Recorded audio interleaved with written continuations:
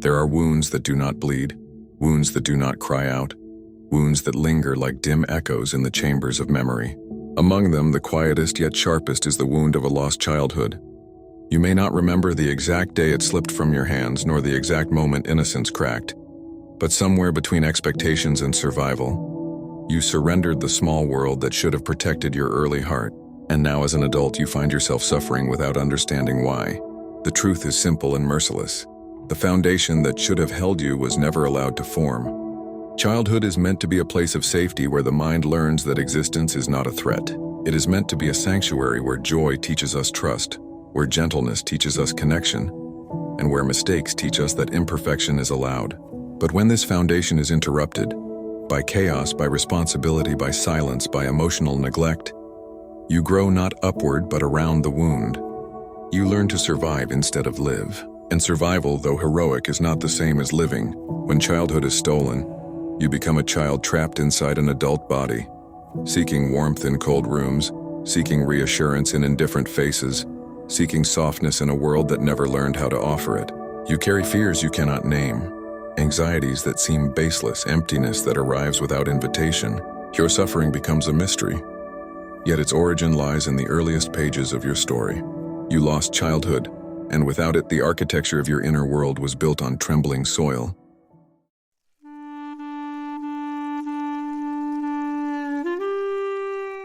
Psychologists say that the nervous system remembers everything.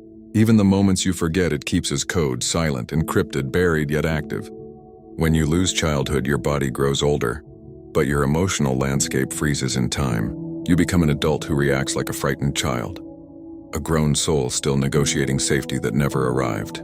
The shadows you carry are not random. They are patterned by early experiences. You may fear abandonment because once, as a child, your emotional needs were dismissed. You may struggle with trust because the people who were supposed to protect you were inconsistent or unreachable. You may overwork, overthink, or overgive because early on, you were taught that love is earned, not given freely. These patterns are not flaws.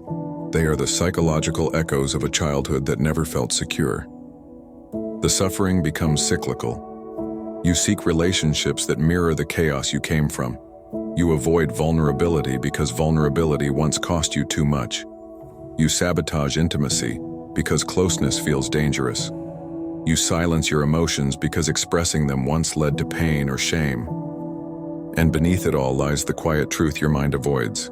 You were never allowed to be small, so now you don't know how to be whole. You walk through life with an inner child who was never met, never held, never heard. This child has needs the adult you cannot fulfill alone, needs for reassurance, softness, freedom, and joy. Yet you label yourself weak for feeling them, not realizing they are evidence of a psychological wound still waiting to be recognized. Your suffering did not appear out of nowhere. It was inherited from the emotional storms you once survived.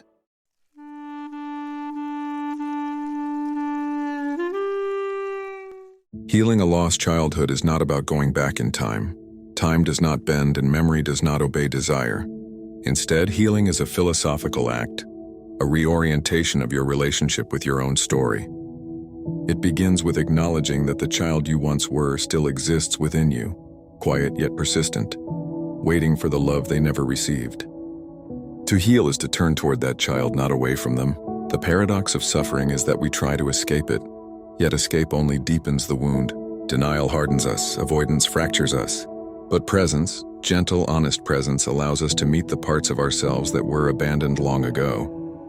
You cannot rewrite your past, but you can rewrite your response to it. You can reclaim the right to softness. You can reclaim the right to joy. You can reclaim the right to exist without apologizing for your own needs. Philosophers say that freedom begins the moment you recognize your chains. In the same way, emotional freedom begins the moment you understand that your pain is not a personal failure. It is an inheritance from an incomplete beginning. Healing is slow because it requires building what you never had. It requires teaching your nervous system safety. It requires learning how to trust again, not others, but yourself. It requires giving yourself permission to rest, to feel, to desire, to grow beyond survival. And in this slow, deliberate process, you become both the child who is wounded and the adult who chooses to heal.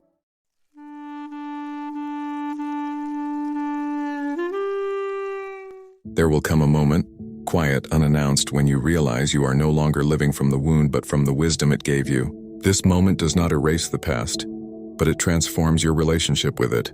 You begin to see that the suffering rooted in your lost childhood has shaped you with a depth others may never understand. You have become someone who feels deeply, who observes carefully, who senses the unspoken truths in others. But this sensitivity is not a burden, it is your rebirth. To become the person your younger self needed is to honor the child within as a permanent companion. It is to speak gently to yourself, even when your mind is harsh. It is to create the safety you were denied, to build the stability you once begged for in silence.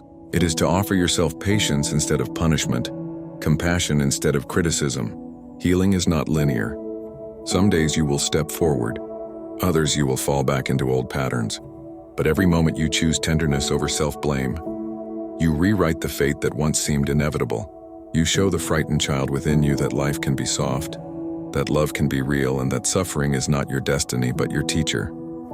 In the end, the root of your suffering becomes the seed of your transformation. You lost childhood, yes, but you did not lose the ability to grow beyond its absence. You did not lose the capacity to love yourself into wholeness. And perhaps the most profound truth is this: the child within you has been waiting not to be rescued but to be met. And now finally you are learning how to meet them.